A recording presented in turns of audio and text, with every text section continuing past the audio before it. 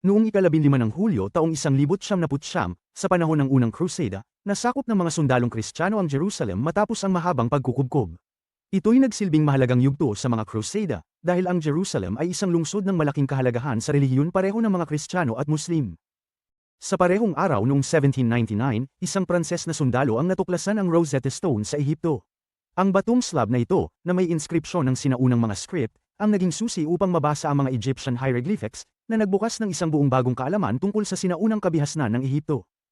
Bilis ang pasulong sa ika-15 ng Hulyo taong 1975, kung kailan ang Estados Unidos at ang Soviet Union ay nagpasimula sa kanilang unang magkasamang misyon sa kalawakan, ang proyektong Apollo-Soyuz.